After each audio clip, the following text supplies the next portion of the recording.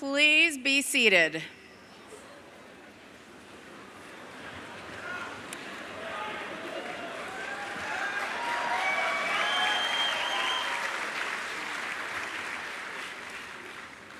Good morning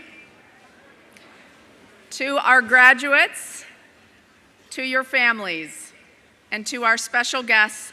I am honored to join Chairman Ryan in welcoming you to these ceremonies, and I am thrilled to say congratulations to the great class of 2015.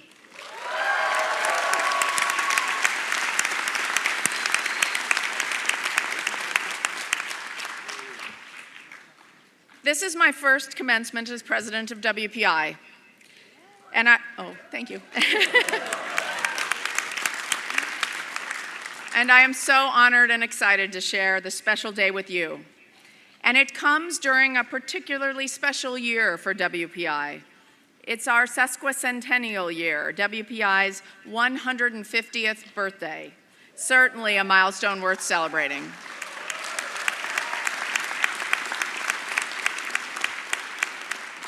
So, as I was pondering what to share with all of you today, our graduates of 2015, I started to wonder, what was it like for our very first graduating class? Who were they? What issues were they grappling with? Did they have snow days? Answer, no. And most importantly, can we draw any parallels between their experiences and yours? Did their success pave the way for yours? It was so very long ago, and so I think it might be tempting to think the answer is no. But I think the reality may surprise you. So the first commencement at WPI, then known as the Worcester County Free Institute of Industrial Science, rolls right off the tongue, doesn't it? Took place on a Wednesday. The date was July 26, 1871. Okay, yes, I know you can all do math. Although we were founded in 1865, we officially opened in 1868, and our first graduation was in 1871. Just go with me on it, okay? The president of the university at the time was Charles O. Thompson, a civil engineer, and the 16 graduating students that year, all young men, of course, were all residents of Worcester County. On the national scene, the President of the United States was Ulysses S. Grant, and he had a big task ahead: to shepherd the country through Reconstruction following the devastating Civil War.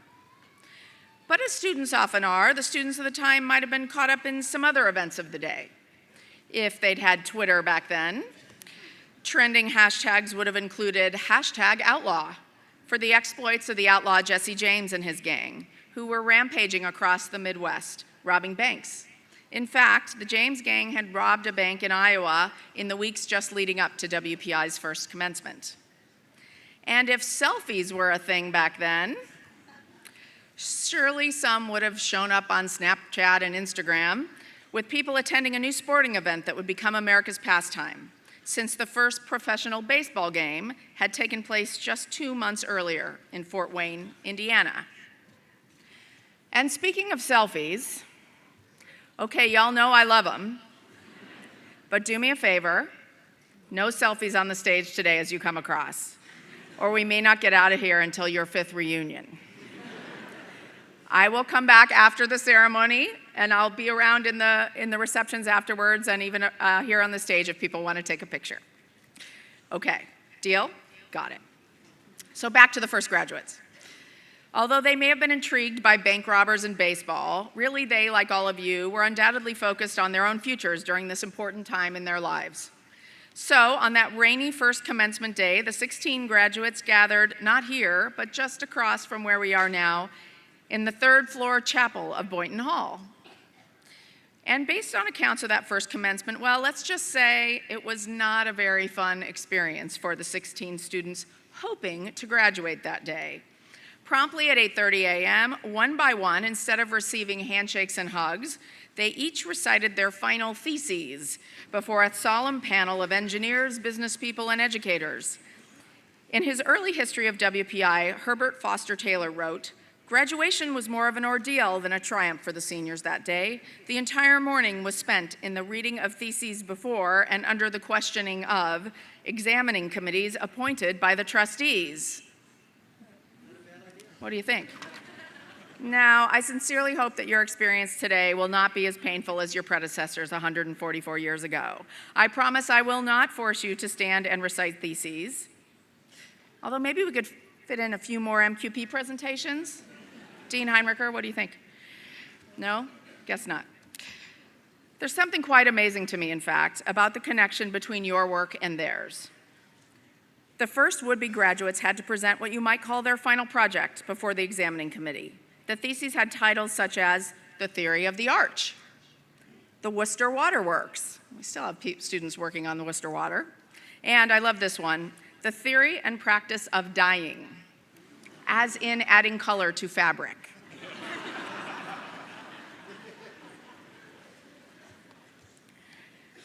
While they weren't known as major qualifying projects, these 19th century students were being asked to deliver a final report, like most all of you, our graduating students today, have had to do. And I think that's just fascinating. All of us view the WPI plan, the commitment to project-based education, as having roots in 1970s, as having parents in Bill Grogan, as we just heard. And that's true. But dig a little bit deeper, scratch just beneath the surface, and you will find that our first graduates were planting project seeds even then. Elmer Howe, a 19-year-old from Worcester studying chemistry, was the valedictorian of the 1871 graduating class. His thesis was simply entitled Steel, and his valedictory speech was called Agencies in Technical Education. Simply put, Howe's speech talked about the value of thinking and doing. Technical schools, Howe told those assembled, not only give scientific instruction, but afford opportunities to test its value. Toward the end of his speech, Howe said, quote, modern technical schools combining theory and practice fit young men to begin life. Again, amazing parallels with our core values today. And yet, even beyond the pain of the project presentations that marked the first WPI commencement, further challenges were ahead for the inaugural class. In fact, my jaw dropped when I heard this one. Elmer and his classmates were not actually conferred degrees at graduation. You see, during the early years of WPI, we did not award degrees until students proved themselves in the work world. Only after the student showed proficiency in industry following graduation, and in some cases this was several years after graduation, would they receive their degree. Oh, interesting. Well, lucky for all of you, after some pretty vocal complaints, I'm guessing from parents, the university changed its policy in 1875 and started awarding degrees at graduation. Phew, glad we fixed that one. And yet somehow the idea that our graduates had to prove themselves in the real world as a part of completing their education rings true, doesn't it? This history, along with the history of presenting projects to graduate, draws a strong connection through time from those first graduates to all of you. And that is the special thing about education, and especially a WPI education. Graduates, the degree that you have earned here can never be taken away from you, and it connects you deeply to the generations of learners and thinkers and doers who came before you. It connects you to those who went on to become the inventors of the future in which we now reside. Now you have the opportunity, as they did, to shape the world for future generations. And so as you graduate today, I ask only two more things of you. First, don't only see the opportunities ahead, but see the responsibilities as well. In other words, leverage what you've achieved here, not just to do well, but to do good. Use your degree to make us proud. And second, I ask you to all stay engaged in WPI in the years ahead. As you know, it's an exciting time here on campus, so stay connected. Come back to alumni events. Follow our progress. Tweet me once in a while at Laurie of Mars. I promise to respond. Help us spread the word about WPI and help us elevate the impact of this extraordinary place. You are as much a part of the fabric of this university as our first graduates were so many years ago. So stay involved with us. During that 1871 commencement, President Thompson told the graduates, "Go forth then, young men, to your work.